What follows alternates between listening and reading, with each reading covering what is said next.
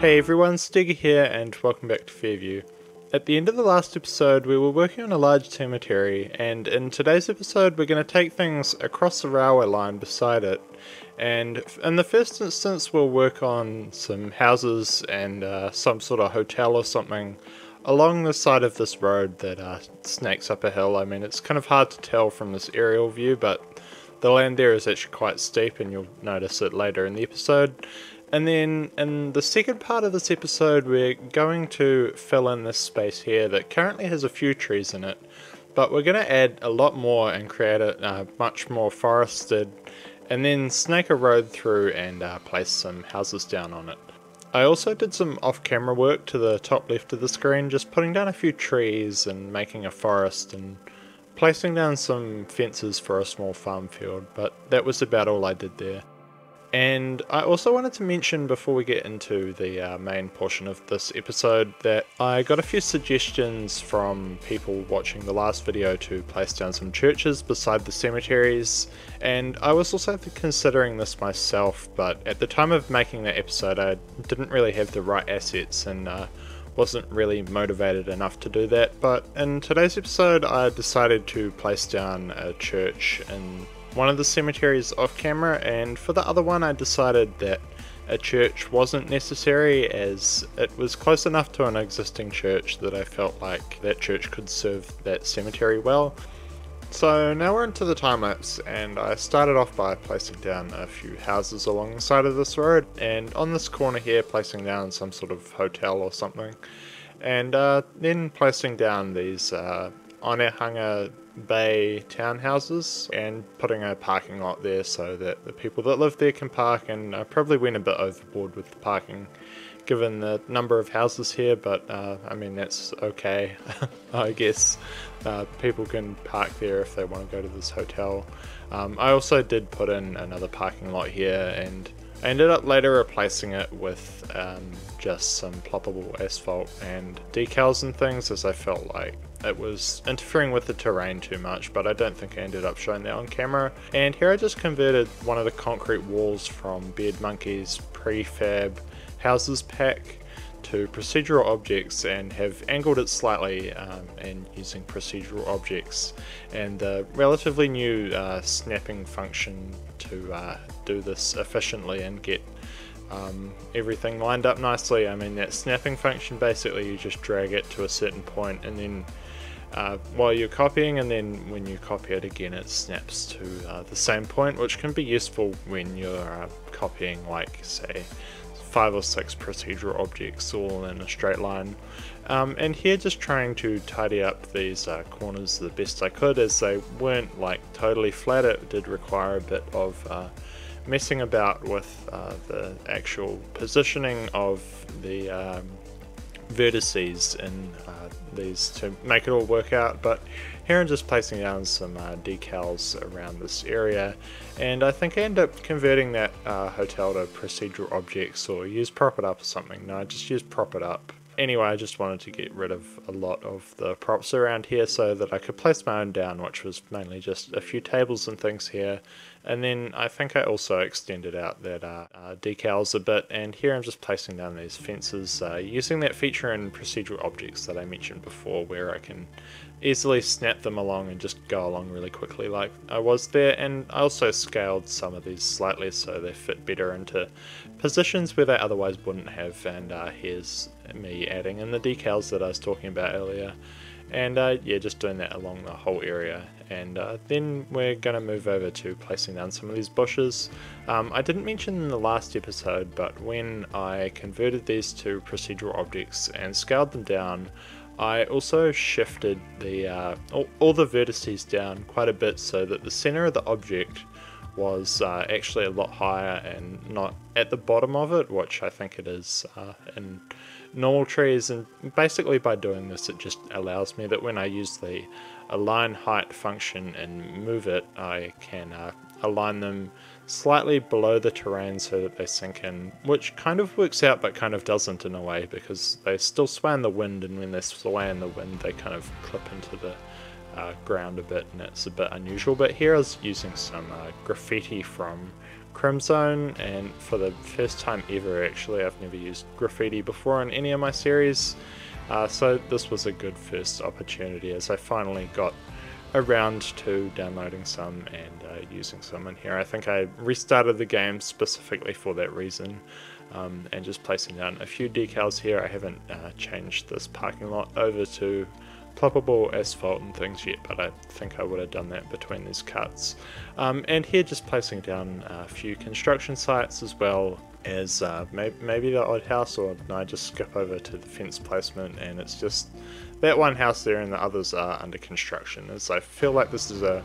relatively new area of the city, but you'll see later in the episode what we work on. There's already some houses in this general area, and I guess this bit is just under construction and placing down a few trees and things to fill up the lots a bit more.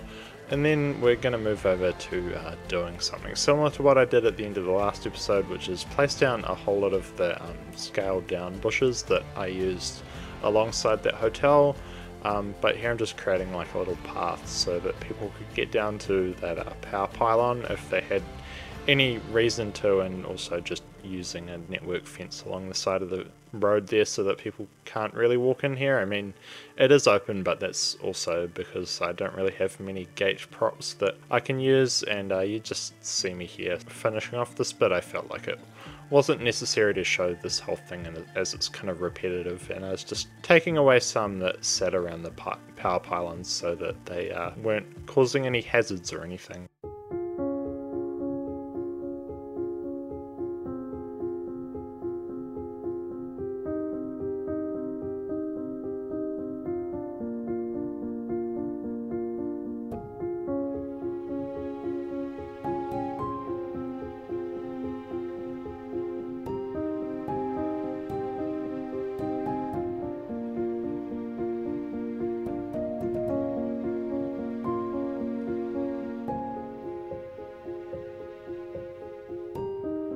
So now we'll move over to the second part of this episode, and in this part I'll be making this road snake its way down through these trees. This is actually quite hilly, and also was quite complicated to do, as I'd placed down a whole lot of trees and fallen leaf decals off camera, and they were kind of in the way of building this road, as you can see here, mainly because you can't see the road very well. But anyway, I was just moving all the fallen leaf decals off of the road and leaving them slightly overlapped so that it appears that the leaves have got on the road a little bit, but as cars have driven through it's blown them away off the main part of the road.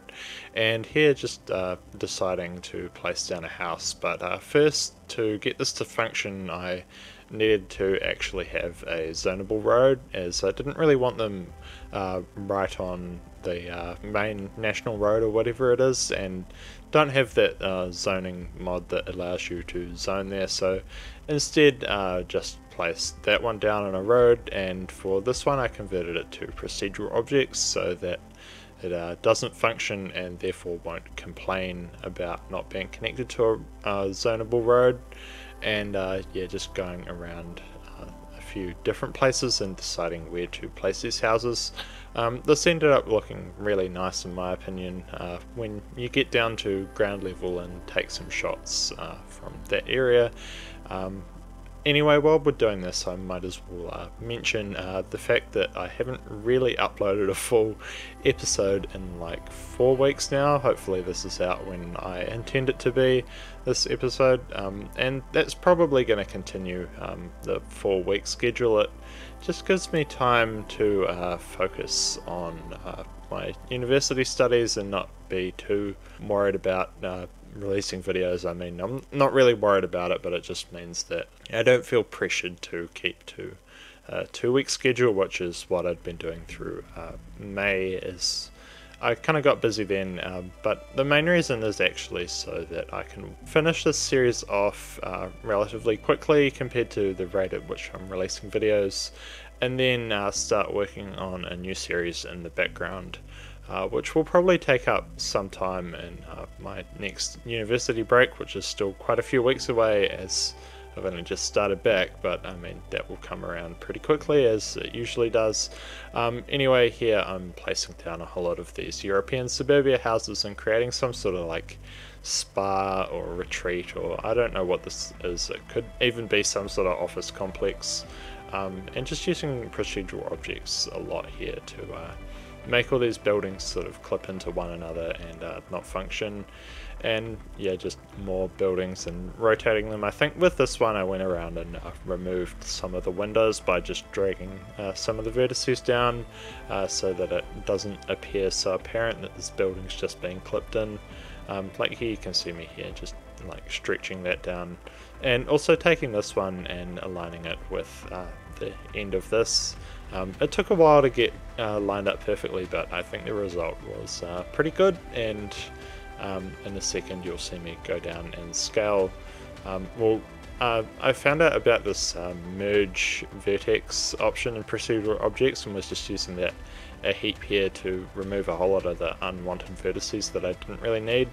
and then using this roof, which was off the main building that I've been using in this thing, and just angling it in the right way so that it fits in this little gap where the building had already ended. And then I did that on the other side but cut it out, as I mean you sort of get the idea, and also that footage was very much trial and error and not really that great to watch. But here I'm taking some ploppable surfaces and turning them into procedural objects, even though I probably didn't need to in that case. And then doing this little roundabout thing in the middle and just placing down a whole lot of bollards around the edge, and then using these scaled down trees to fill it up, and basically just using all of these from my procedural objects template thing and just reorganizing them so they fit in that space, and then going around with this concrete wall and placing down a wall around this parking lot. I mean, there's nothing really much more to say about that than that, and then going through and placing down the actual parking spaces, which you'll see me do in a second. Anyway, we've almost reached the end of the episode. This one was a little bit shorter than my usual episodes, but if you've enjoyed this one, leave a like. Also leave a comment on what you thought of this one, the general video style, all of that sort of thing. Subscribe as well, because that's what everyone else puts at the end of their videos. And thanks for watching, and I hope to see you in the next one. Take care.